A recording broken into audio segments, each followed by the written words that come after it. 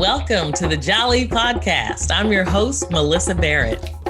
This podcast is for those who are interested in the conversation around diversity, inclusion, and equity. Each week, I'll be interviewing a guest who has something special to share or is actively part of building solutions in this space. Let's get started. Nikita Nikol Naylor, daughter, entrepreneur, healing and holistic advocate, beauty professional, and spiritual illuminist. Nikita Nikol is a California Bay Area native. She's always been inclined to understanding with empathy. Having a strong desire to beautify the world, she began her career in the beauty industry at a very young age. During this time, she learned the true importance of clear communication, public relations, and customer service. She's a lover of words and believes communication, both verbal and nonverbal, is the key source to knowledge, understanding, and acceptance. She is a successful business owner with over 18 years in the beauty and public relations industries. This is what inspired her to partner with her mother, Vernita, to bring you Speaking in Colors. Vernita Naylor, mother, educator, small business advocate, change agent, cultural equity advisor, speaker, business owner, and published author. Vernita Naylor is a California Bay Area native. For over 30 years, she has been educating, advocating, and supporting diverse business owners in various industry platforms, from music and entertainment and supply chain management to government contracting. She works heavily within the diversity, equity, and inclusion industry as a cultural equity advisor and penned the book, Get the Cheese, Avoid the Traps, an interactive guide to government contracting, to help improve the economic marketplace and enhance the supplier diversity and government contracting program in partnership with small business owners, buying agencies, and building capacity partners, ranging from small business development centers and procurement technical assistance centers to chambers of commerce. Her passion is to prepare diverse businesses to become business, contract, and supplier ready for viability to work in the supplier diversity and government contracting industry in partnership with government and corporate buying agencies. Please welcome Vernita and Nikita Nikol Naylor. All right. Well, I am so excited to have you guys here with me this week. One of the perks of doing the podcast is I get to meet and talk to so many wonderful people. And I had the honor and pleasure of connecting with Vernita Naylor.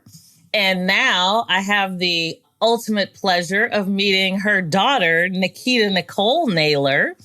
And they are going to talk to us today about speaking in colors. And as soon as I met Vernita, I think we had maybe one conversation and I was like, oh, I got to order her books, And so I started reading the book and it actually was different than I thought it was going to be. I'm not sure what I expected, but as I got into it, and it's a wonderful read, it doesn't take you 5 weeks to read it. It takes you a few hours, maybe less. And it's all about speaking in colors. And so I love the fact that you call it Speaking in Colors. So, but before we get to the book, I wanted to just ask you both to talk a little bit about how you got here to this point in your life and how you ended up writing this book together. So basically, we have both been in fields where we have to communicate with a wide range of people. And over the years, it's just been very important for us to make sure that we were communicating effectively to get our point across. And with dealing with different personalities, different backgrounds, different upbringings, it's very important to see the person for themselves and try to not just stick into your own little box of how you communicate in your upbringing, but try to figure out how you're able to grow that communication to where you're able to communicate with all facets of people. So me being in the beauty industry and just being a very social person since I was young, I have just learned to communicate with all walks of life. And I think that together, with the experience in communication that we both have, we were able to come together and bring you Speaking in Colors. And then for me on my end, in addition to that, being in a construction project management industry, being in a fashion and music and entertainment industry, mine rooted from my father, because I noticed that he was always able to navigate in any type of surrounding.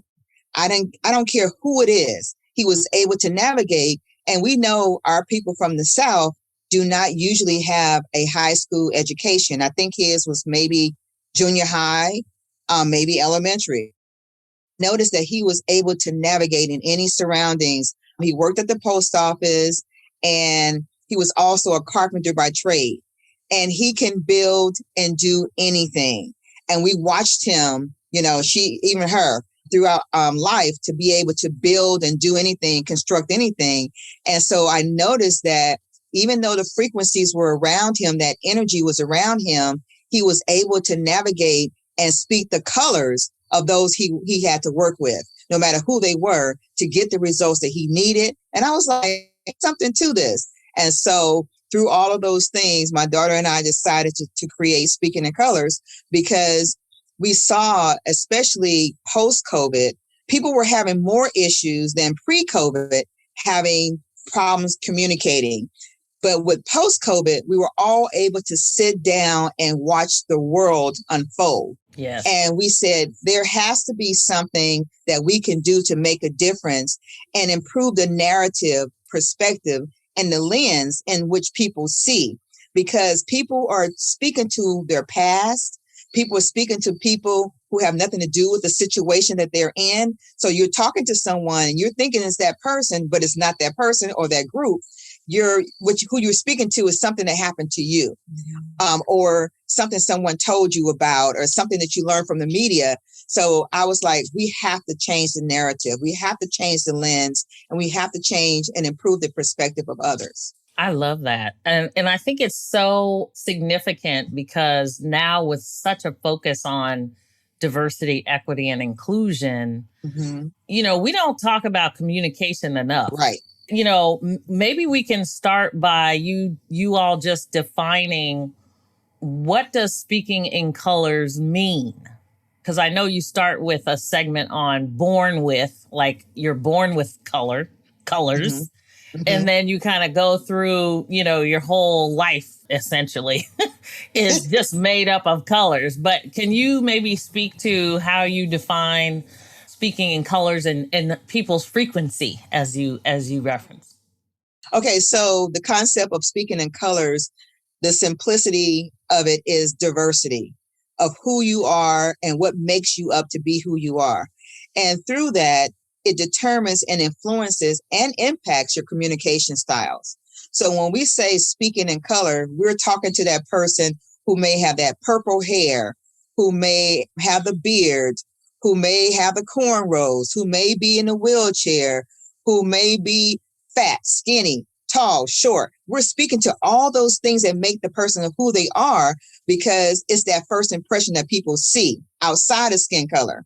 So the skin color is that first layer.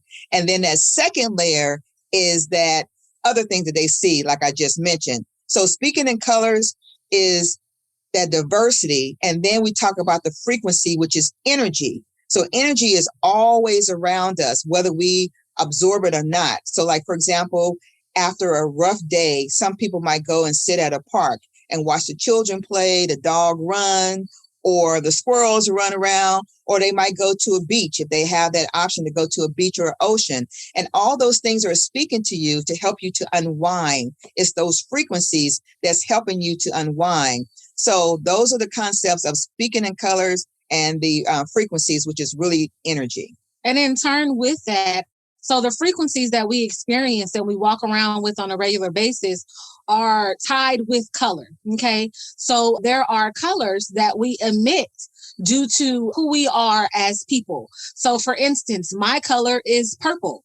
So that way, and in my mom's color is, what is it? Red? It's red when I'm working and yellow when I'm in my personal life. Okay. So if we were to communicate, okay, red is not like a forceful color, but it's a dominant color. I have red also in purple because I have blue and red mixed together. So just say, for instance, if she is in the mode of her dominant color and she needs to come and present herself to me or speak to me about something, she would need to change her color, which is her frequency, which is the energy that she gives out when you speak to others or when you speak to a certain person, to be able to allow me to understand in the best way what she's speaking of. However, we're born with these innate colors. As we develop, also then develop filter frequencies that we then get. And they kind of cloud who we are originally, cloud the color that we are. So now we have hues of black and white and different other colors that come in that kind of dilute and change the color of who we are. So we just develop speaking in color and saying that everyone is walking around with their color frequency, right? And then also on top of that, due to the life they've lived, things that they've had, that they were taught, things that happened in their lives, they also develop color filter frequencies that then also change that. And so it's just very important to know where you are, and irregardless if you know where the other person is, know how you need to cultivate conversation within yourself so that other people can clearly understand you. And I want to say also too, as she just said, us creating this book was a challenge for us because she's a more creative person and she approaches things creatively, where I am dominant. I want to get it going. And she's like, let's think this through first, and so we had to work through this process to get this book done. So we were really good examples in addition to the team that helped us to create the book, because then they had different frequencies that we had to deal with. They had some toxic filter frequencies of the white, gray, and black of their biases because they couldn't understand what we were trying to do. So we had to work through that to get the book created. So all the different aspects of creating this book, we were able to channel those frequency energies. And that's why we put an assessment test in the book, early on, so people can really kind of tap into that early on to kind of understand who they are. Y'all said a whole lot right in there. I mean, oh my gosh. So we gonna come, but go ahead, Vernita. Nikita. You know what? As soon as you said that, I forgot. So go ahead. You're fine. Like she said, I'm more creative. So we really, really, and I think that was by divine design, that we really had to put the book in practice. You know what I mean? It's not something that we were just able to put out there. We really had to put it in practice and really work through the chapters, work through the things so that we know this work that we've put out is effective. Yes. Yeah. Well, and it was really interesting for me because, and I'm sure this is one of the reasons Vernita and I connected so quickly, is because her color frequencies seems to be the same as mine, yellow and red. And so, it was, how you have a conversation with somebody and you feel like you've known them for years and decades. And it was kind of like that, where you have that connection. And wouldn't it be nice when we talk about inclusion if everybody had the ability to have that kind of connection? Right. Absolutely. And so for you guys to talk about the communication, the frequencies, the toxic filters, even you go into healing and what it takes to actually heal. And I don't know if you guys want to talk a little bit about some of those things, because I think part of the challenge for people feeling included is they don't feel heard. People aren't listening to what they're saying. So they kind of feel like, either you're excluding me or you're ignoring me. You don't even acknowledge what I'm saying. And in a meeting, whether you're producing product or, educating a class or whatever. There's so many things that come into play when you're talking about communication and how you communicate versus other people, especially when it comes to diversity. Because that's inherent in everyone is so much diversity, but it's like we don't give each other the benefit of the doubt at all anymore. Right. Yeah. I think the main thing is when you are doing the work to heal, doing the work to be a better person, is that you go within first. A lot of people like to point the finger, at, what happened, to them or what someone else did to them. But if you go within and figure out what's going on with you first and foremost, who you are authentically first and foremost, then you're able to address some of those things. And to use your example with someone not feeling heard, that didn't just start the day that they went into the meeting.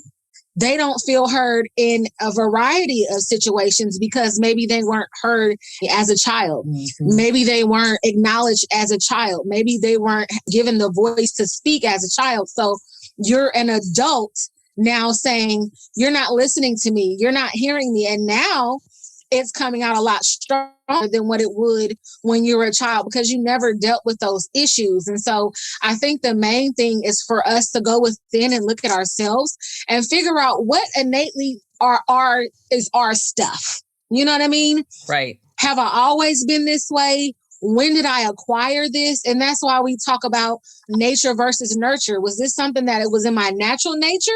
Or is this what I was taught? Oh, you stay in a child's place. You don't speak when grown folks are speaking. Different things that we've been told over time develop who we become into adolescents, then young adults, and then as, grown adults. So it's just very important to go within first and foremost and figure out and kind of sift what is innately yours, what is not yours. And then it's okay when you do find out those things that you have been given, taught, absorbed, whatever the case may have been, that you discard of that.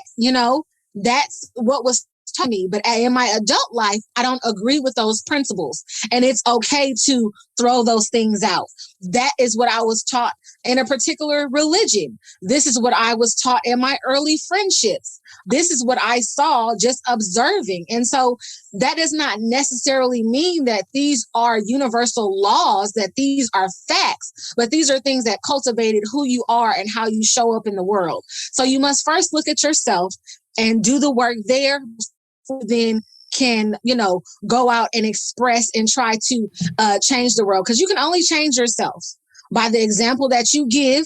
You can only change yourself and in hope that your frequency, your energy, the colors that you give off is so powerful that it will help change the lives of others. Yeah. And that's why it's so important too, that once you work on that, because that's why I said earlier that you are dealing with someone that had nothing to do with your issue. So, a lot of times the triggers that people have is not anything to do with that individual or that group. It's something that has to do with their past. And then if they don't work through those processes as they become an adult, that's why you find some people are easily persuaded to join cults. Because as you go through those different toxic filter frequencies, you find out that you're so upset. You're so upset and you're so irritated with a group of people or different types of people that you want to get back at people. And so that's why you have a lot of discrimination, biases. I mean, we all have a level of bias, but there are some people who just eat, sleep, and drink their biases. And so that's why we talk about the toxic filter frequencies and how it goes from white to gray to black. Because the thing is, when it's white and your original frequency just say is red, then you have a little mild-mannered way of dealing with stuff. But then when you get all the way to black, you're so irritated, you're so irate, you almost want to kill somebody or you almost want to maim somebody. That means that it's gotten so out of control. So your voice not being heard have gotten so out of control because you're really mad at your mom and dad because they kept on saying, be quiet. And you didn't cultivate yourself as you got older that now everybody's an enemy. And so now you can't get anything done And then now you're seen as, okay, we can work with him or her. You know, whether you're an actor or actress, whether you're working in a retail store, you have this pattern of people saying you can't work with them. They don't listen. They're combative or non-responsive, or they're a bully. So that's how a lot of that shows up. Interesting. So let me just ask this question. So you talk about kind of being your first color frequency. Those were your words. Versus kind of the nature versus nurture components of your second color frequency.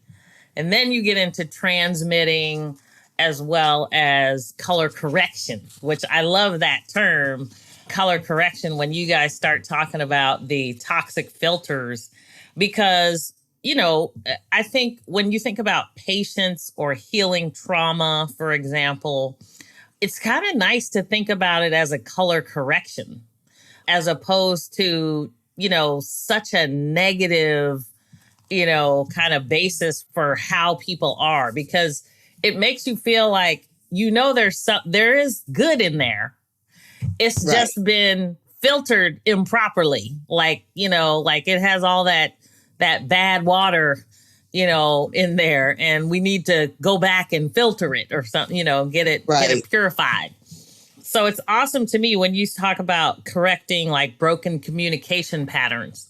So what can people do if they are not transmitting properly? Like what are some of those things? I know for me, just doing the assessment was helpful.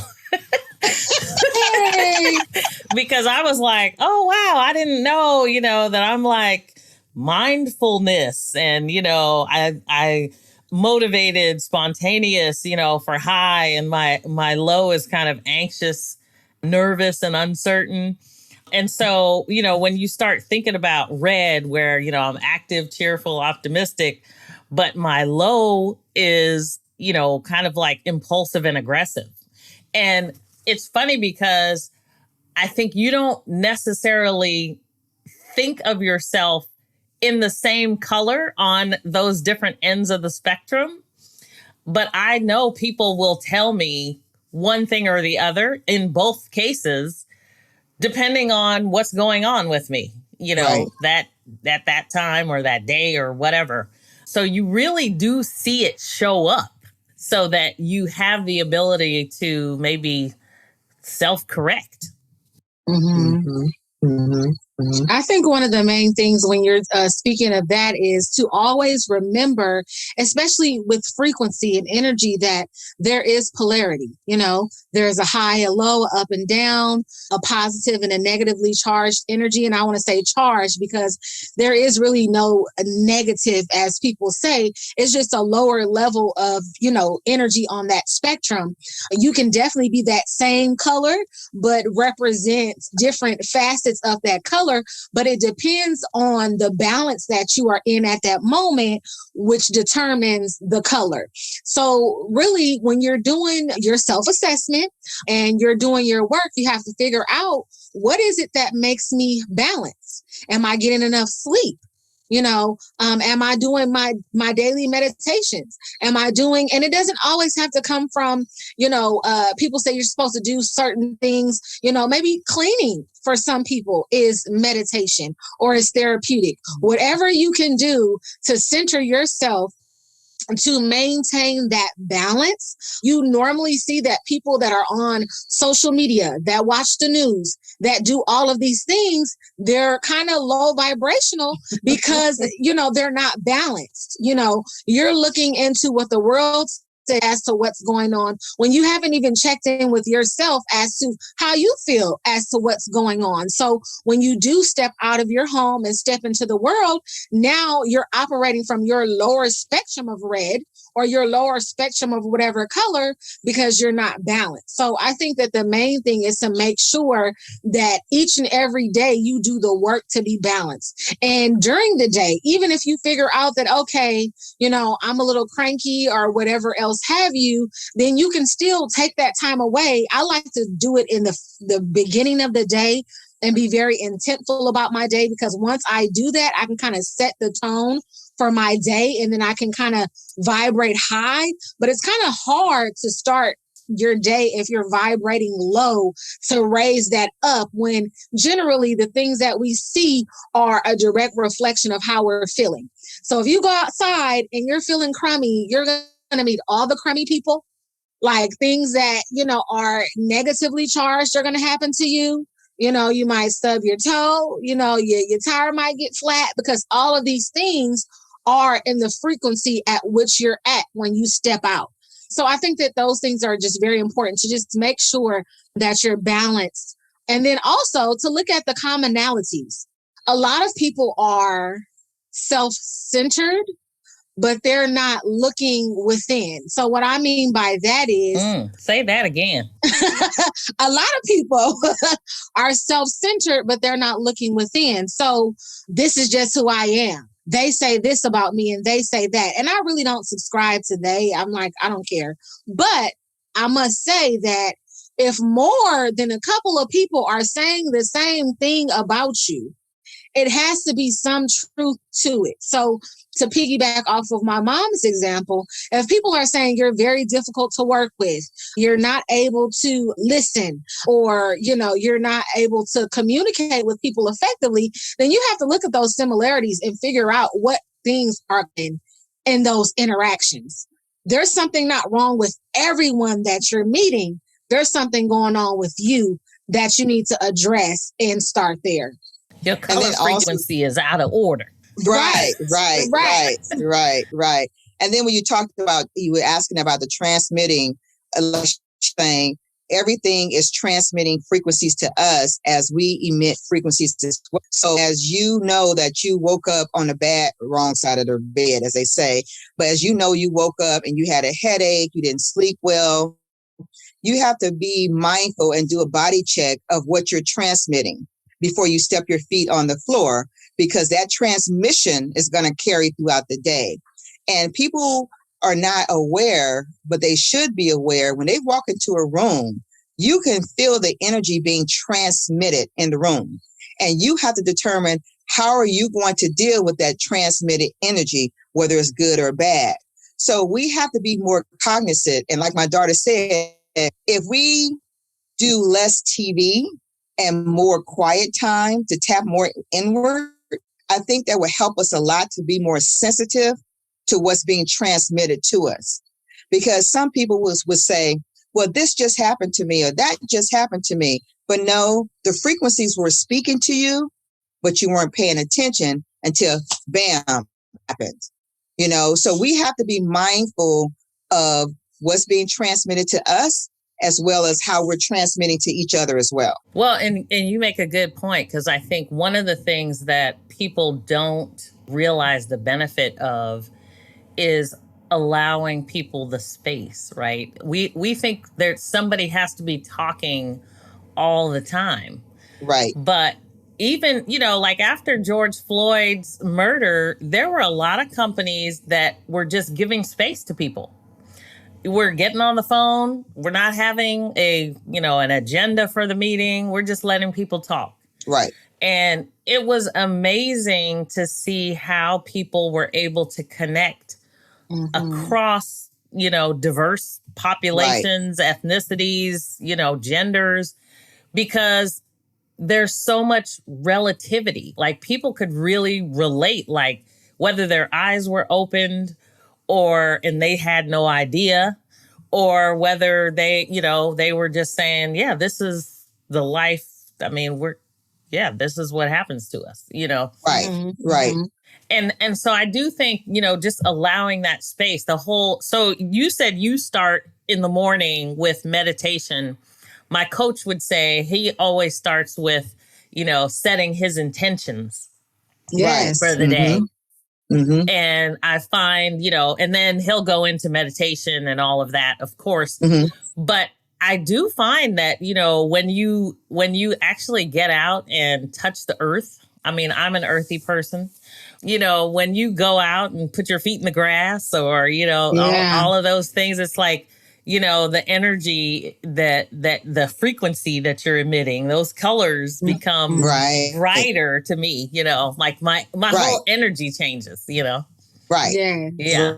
Right. It's very important. And we just started a garden. So it's really, really awesome. Like you said, we have a lot of land around us. So we're always, kind of going outside, relaxing, like you said, earthing, grounding ourselves. But for those who live in like busy cities and, you have 5G, you have, like we said, social media and all these electronic things, you don't even have that time to just be with self before you start the day. So you're already kind of starting deficient, if you will.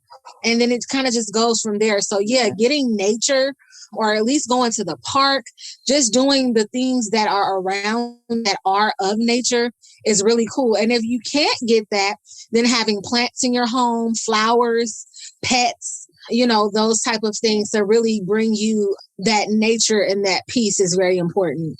Right. That's phenomenal. I love it. Let's pause for a moment. We'll be right back.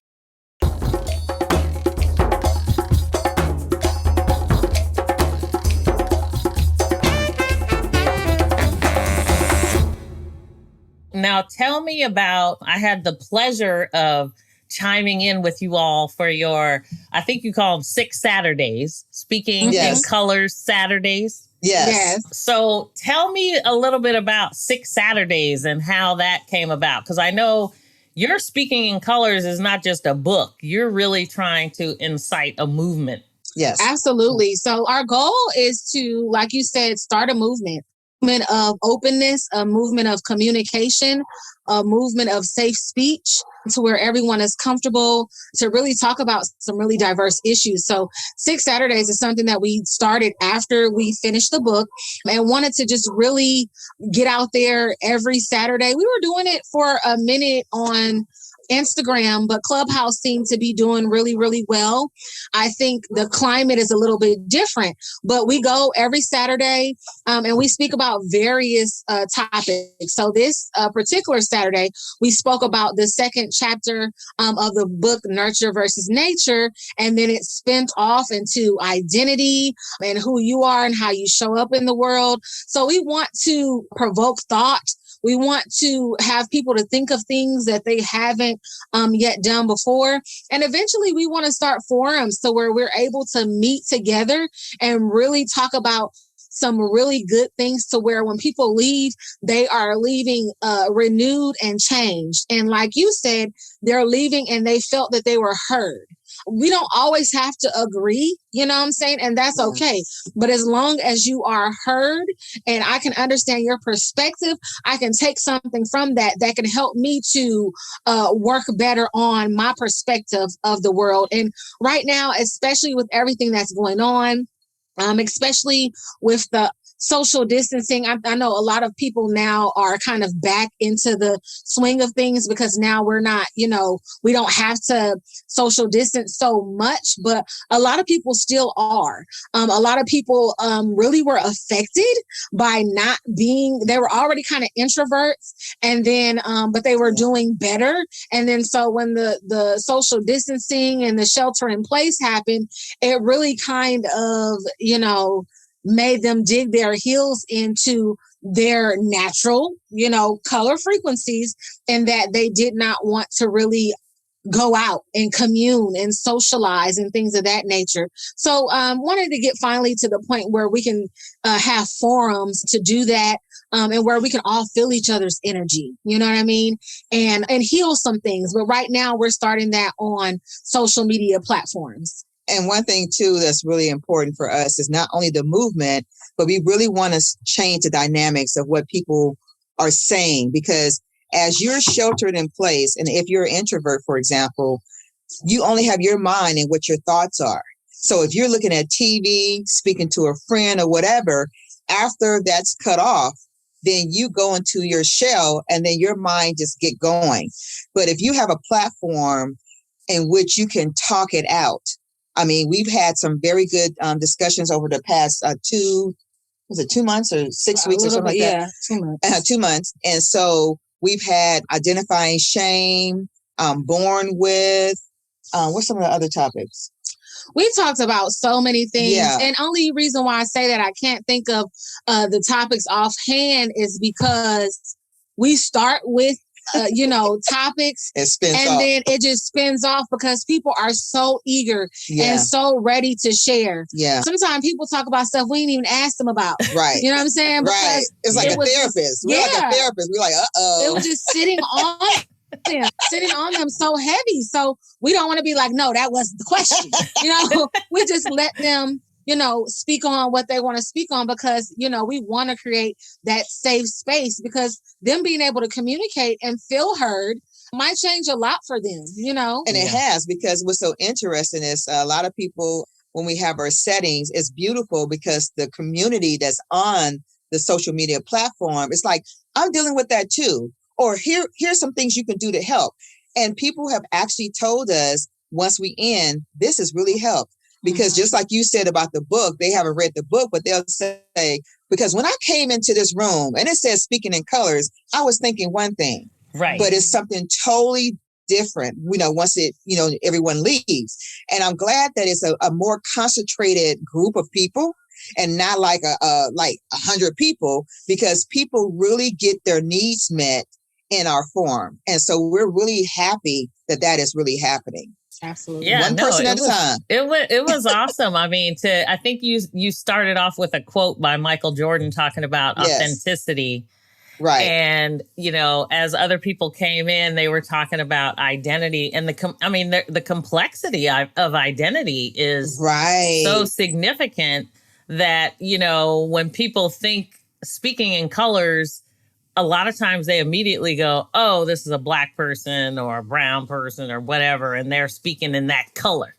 But you all are totally flipping the script on communication frequencies and energy and all of those things, which is so interesting because it's so complicated.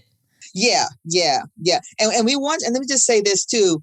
We didn't intentionally want the book in white, but the universe knew it should be black and white. Because now people are like confused, speaking in color, but why is it black and white? And that's the thing. Because people want things in black and white. And color. They want extra stimulus. No, you have to think for yourself. What does that mean for you? Right. When you just look at the words, when you just look at the cover and it's just black and white, what does that evoke for you? We're not going to spoon feed you like everything in our society does or try to make you think a certain way. And like my mom was saying, we tried so many, there've been so many different covers that we were like, yes, like, what is the problem? Like, why we can't use this? And it just was like, it was supposed to be black and white, just the way it is. Yeah. And it provokes thought. Yeah. It's awesome. Yeah. So look, I'm going to hold it up here so people can see it. That's is black and white. But I love I just think it's so interesting when you pull back the layers of communication and, as you say, speak in colors, because it does really allow not only for you to understand yourself, but for you to really tap into someone else's frequency and what the colors that they have actually going on in their life. So, even to the point where, you guys give some really good things in here with respect to just affirmations and, some real just practical uses, journaling, things that really get you in touch with how you're feeling versus always looking out at, things that you have to do or things that you have to be in order for other people to try to connect to you. Right. And let me say this too, it's interesting too. That's why, speaking to what you just said, that's why I put that example, and which is a true example, but I put the example and changed the names and all that about the doctor and the patient. Because a lot of us even go to a doctor and it's our frequency and what we're transmitting to ourselves that causes us to be sick, or causes that interaction with a doctor to go awry, and people have to realize this transcends no matter what you're doing. Yes. Yes. And that's why you have to go back and reflect and say, okay, how did, journal, reflect on that. How did that happen? Who did what? Why did that happen? Because we are a people in the world, no matter what culture you are, of sickness, because a lot of times we're holding things in, or we're responding to someone else's biases or different things like that, which is causing us to be ill. You know, so we have to be really mindful of just everything that we're doing and always check in with self. Like my daughter said, even throughout your day, if you find yourself slipping or you find yourself regressing to something, you know, flip it and think about, okay, I'm operating in my low frequency. Okay, let me get myself back up, at least to the middle, if I can't get to the highest. What is it that I need? You know, what is it that I need to get back balanced? And you can't go from low to high. You need to go from low to balanced. Then you can go to high. You know what I mean? It's really just important that we always do that, because then, just like she said with the doctor, if we are already high or at least balanced, and that's why they say doctors practice medicine. They don't know everything. They be practicing. They practicing on you. They practicing on me. They be practicing. They're just trying to see, you know, if something will stick. And now, too, especially when you go, you pretty much tell them what you think is going on. And they're like, yeah, that's it. Yep, that's the thing that's going on. So it's like when you do have a diagnosis, or not just a diagnosis from a doctor, a diagnosis from anyone, you know what I mean? Your frequency and your perspective on who you are and how you see the world can be almost life or death. Mm-hmm. Yeah. If someone continuously tells you that you are nothing, you will never be anything. If you do not do the work, and it's not anything that's easy, let's be clear. The book is a very easy read. It's very simple and straight to the point, but the bottom line is doing the work, and the work is not easy. It's not easy to stop in the middle of your day and be like, oh, you tripping. Like, get it together. Yeah. You know, sometimes, and I hate to say it, but sometimes it feels good to be tripping. Like, it feels good to just go out and just feel whatever you're going to feel, and whoever catches it is just going to catch it. Like, it feels great, but you're not going to harvest and reap better benefits. Karma is going to hit you.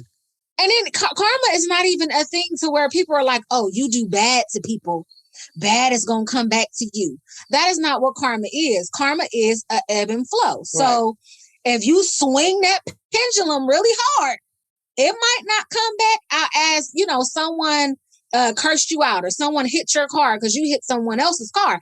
It might not come back as that, but the pendulum is going to come back as just as hard as you swung it. It's coming right back at you at that ebb and flow. So people are like, oh, karma, you know, what you doing to others is going to be done to you. It's an energetic thing. Yeah. So your energy might have been so strong one day when you spoke so negatively to someone that it might equate to your house burning down. Wow. You know what I mean? Yeah. Your mouth and the energy that you gave to someone might almost, you know, karmically be equivalent to someone's house burning down, or, you know, a very bad car accident to where your car is totaled. You know what I mean? So it doesn't come back necessarily in the same way that you gave it, but however you swung that pendulum, whatever energy you put out. And that's the main thing about karma. Whatever energy that you give is the energy that you will receive. Wow. That's awesome. I think, well, and, you know, as a younger person, Nikita, I know my kids are, you know, millennials. And, you know, with all of this social media and the time spent with social media, I know a lot of the older generation looks and says, you know, they don't communicate like they did you know, back in the day. We used to really communicate. We could debate and be totally fine afterwards. And now things are so polarizing, and there's little snippets here, and, you know, everybody's off, and, you know, it only takes a trigger here or there if you've got generational trauma going on. Mm-hmm. And so I wonder, are there a few things that you would suggest to even, say, the younger generation when it comes to speaking in colors? I think actually it's a catch-22, because I think the younger generation is doing very awesome. Yes. And allowing people to be themselves. Mm-hmm. that is a plus that the older generation, and I'm a millennial too. They changed my things. Like I don't know what happened, but I'm a millennial too now. But like, so that's one thing that I think that is very positive about the younger generation is that they allow people to be who they are. You know what I mean? And they're not a very judgmental people. But I do believe that they're so unjudgmental and so just loose with allowing everyone to be and do and just be free, which is a very good, positive thing. But you still have to have your morals and your values and the things that you believe intact. Because I notice when, if you don't have some type of foundation, when you're in contact with someone, now I'm not going to judge you, how you want to do your thing is whatever. But that doesn't necessarily mean that I agree with that or that I'm going with you or that I embody what it is that you are about also. You know what I mean? And I think because of social media and different facets like that, we have lost the innate ability that we have to connect without speech, to connect without hearing all the time. Just like you said, the communication and things of that nature. You used to be able to look a person in their eye. I mean, and you still can. I mean, I can, older people also can, to look people in their eye and see, what type of person you are. I might not know your whole story, but I can look at you and see whether I am safe with you. I can look at you and see if you're telling me something, whether I should believe you. If you're telling me, back in the day, we had the safe word. Oh, your mom said to come with me. What's my word? Like, right. I'm not coming with you. You don't even know the word. Like, but there was this thing that we had to let us know when there was danger. There was this thing that we had to let us know when we needed to double check some things, or we were tapped in enough to listen to our inner being to know, okay, your friends is staying there, but you should go. You should call your mom and go. Right. It's not a good situation for you. So, I mean, I think that the best thing to do for young people, which is almost like killing them now, is to detach. Yeah. To not be on social media. Yeah. It's almost like, I stayed on punishment. Punishment was the homie. Like I didn't know what to do when I wasn't on punishment. Like, oh my God, like I'm not on punishment. Like I could do stuff, So it wasn't, I didn't have that. We didn't have cell phones in that way. We had the telephone, but you had to get to a landline or you had to get to a place to sit up and talk on the phone. And it was, you paid for that time. So I really couldn't be on the phone. I didn't have unlimited talk time. You know what I mean? Or even if I wasn't on the phone, I couldn't at 3 a.m. be seeing what someone is doing. I didn't have YouTube to where I can, as a 3-year-old, 5-year-old, look at things that I have no business seeing. And I'm on the kids channel. Like I'm on the kids channel, but there are things infiltrated to bring those certain things into our life. So I know it's very easier said than done, but it really kind of starts with the parents, because unless your child starts to ask for those things early on, don't provide it. Instead of having a tablet, or one that's connected to internet, have I seen they have like leap pads or different things where you can learn and you can do different activities. You can even watch a little show, but it's not like you're on the World Wide Web, just, Unfiltered. An advertisement away, right, Yeah. from seeing things. So really it kind of starts with the parents, and then just be an individual and listen to your inner self. There's a lot of situations that you can, avoid as an adolescent, a youth and young adult, just listening to that inner voice. you know when your friend's not good. And I was the only child, so I knew when my friends wasn't. So you were spoiled. That's we're But learning I a whole wasn't lot though. That's about the whole thing. Like I was almost like a little baby prisoner. Like or that's what I thought when I was younger, because I was like, man, mom, like it's only me. Like I don't ever get to do nothing. Like what you mean I ain't get no school clothes this semester? Like I just didn't understand, you know. But as I got older and was able to utilize those things that I was taught, I always tell her, like, thank you so much, like, for doing the work. You know, parenting is definitely not easy. You know, and I always used to be like, ugh, like when we're saying like filter frequencies, I always used to be like, ugh, her frequency is black. Like she not black, she but act like black. She don't, right. She must don't like me, but I just, as I'm older now, it's not fun. She wanted to hang out. She wanted to do stuff. She wanted to go, but I got to sit here and be with you because you want to do what you want to do. And so now we both on punishment because you're not so sure if you leave, if I'm going to stay in the house type thing. So, you know, just really doing the work to really just make sure that she just cultivated, and not to toot my own horn, but just a well-balanced human being. You know, I did things that were, you know, not good.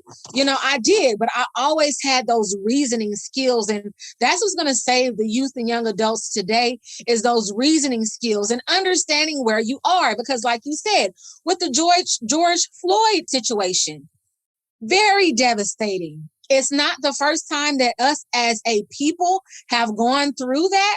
But you need to understand who you are as a person and where you stand and what is your gift. I'm not going to go to the street and riot. That's not my gift. Yeah. That's not what I do. But I can bring consciousness to people when situations are around me. I can correct those situations. I can be a thought leader, you know, and let people know how to change those things and how to heal and maybe not have to deal with some of those things and how to deal with that. You know what I mean? So, you know, just understanding who you are, but you're only going to be able to do that if you're quote unquote not in the matrix. And the babies nowadays are born in the matrix. Like, my friend has a 6-month-old and he already knows how to unlock her phone. How he knows how to do that, I have no idea. It's actually pretty creepy. It's kind of creepy. I don't know, but it's just like, you know, it's hard to say because this is their culture now. Like, this is who they are. So to say, to kind of revert in a way and go back to the principles that we had for ourselves growing up, it's not an easy thing to do. Yeah, so well said, because I think, you know, a lot about what the kids of today have to deal with, that constant digital influence of everything. You really have to kind of understand your own brand, your own purpose so early in life now that it becomes really challenging, even just if you get on social media. Like, what are you posting? That's a whole nother thing, too. You know, yeah, it's crazy. The bullying. How you get bullied online? Yeah. I never understood how your self-worth is based off of what a person says that don't even know you, not even in your vicinity. And then that's just the whole like thing. But how do you get bullied? Like, I don't understand. Like, just unfollow them or just block the person or just better yet, get off of there. It's not making me feel good. I'm going to remove myself. A lot of youth and young adults have almost come, or not even almost, have come to the point of suicide for being bullied online. This person is not even in your vicinity. Like, when we were bullied back in the day, we was like for real bullied. Like, you had to physically like run, you know, or use, you know, a physical ability. You know, when we weren't so sensitive to where someone said something to us, we just took it so much to heart. Like, and that's when you built your character. You know, we did the dozens. We talked about each other. You know, that was almost a skill. Like, you know, I don't have to fight with you. I don't have to do these things because I can get you with my wit, with my words. You know what I mean?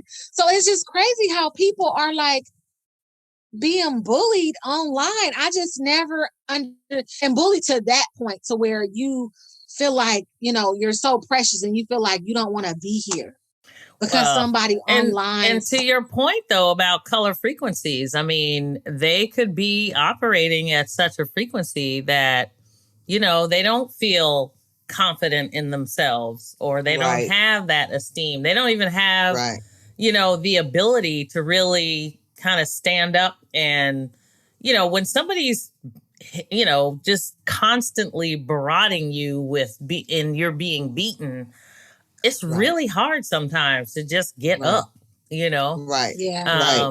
So, you know, I mean, everybody's at a different place, and, you know, trying to meet people where they are so that we can have, you know, just the colorful life that we would want.